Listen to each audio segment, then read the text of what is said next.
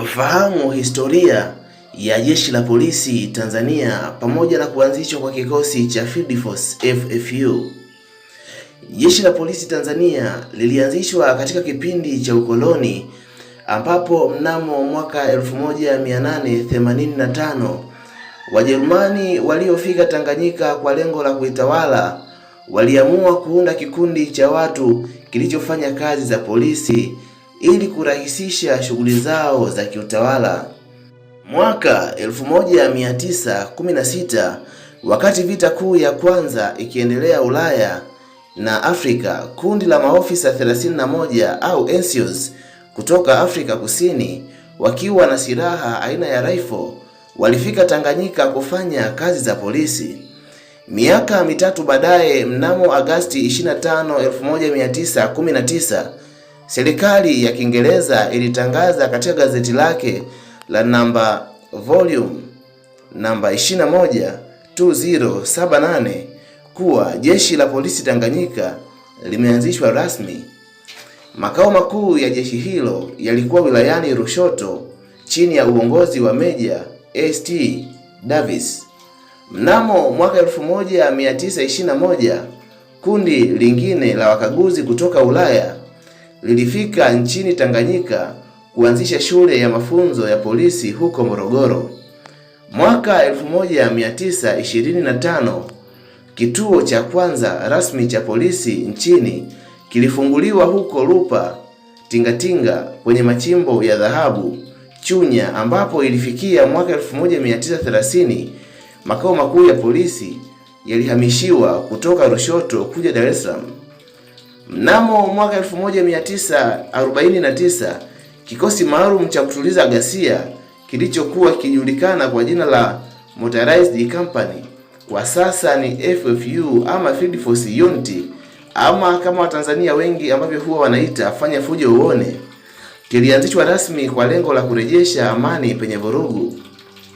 Kipindi hicho ndipo vijana mbalimbali wa Kiafrika kutoka shule mbalimbali za sekondari nchini walichaguliwa kujiunga na jeshi la polisi na kuwa wakaguzi chini ya uangalizi. Ili kurahisisha mawasiliano ndani ya jeshi la polisi, mwaka 1952 kikosi cha mawasiliano kilianzishwa katika polisi bila kutumia nyaya za simu. Ilipofika mwaka 1958, askari wa polisi wa kike, women police ama WPs, walijiunga kwa wingi na jeshi la polisi nchini chini ya uongozi wa Miss Paye. Jeshi la polisi lilianza kubadili mwelekeo baada ya Tanganyika kupata uhuru mnamo Disemba 9 mwaka 1961, ambapo mfumo ulibadilika kutoka jeshi la polisi linalotumikia wakoloni na kuwa jeshi la polisi linalotumikia wananchi kwa mujibu wa sera za serikali ya wananchi. Mwaka 1962, kwa mara ya kwanza, nafasi ya kamishna wa polisi aliyekuwa mzungu Mr. MC Wilson CP au kamishna of polisi ilichukuliwa na Mwafrika Elangwa Shaidi CP. Mnamo mwaka huo huo 1962 ndo ulikuwa mwaka wa neema, ambapo maofisa 10 wa Afrika waliteuliwa kuchukua nafasi za wakuu wa polisi mikoa, Regional Police Commanders ama RPC, kwa lengo la kuhakikisha mikoa hiyo inakuwa katika hali ya usalama.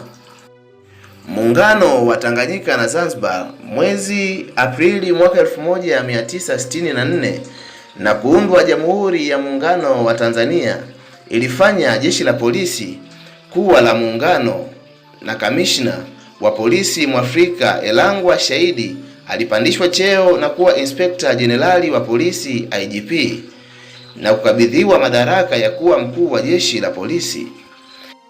Makala hii imetolewa na kitengo cha uhusiano makao makuu ya jeshi la polisi, habari phq@gmail.com, na kusomwa kwako nami Joseph Matete wa Fafanuo TV.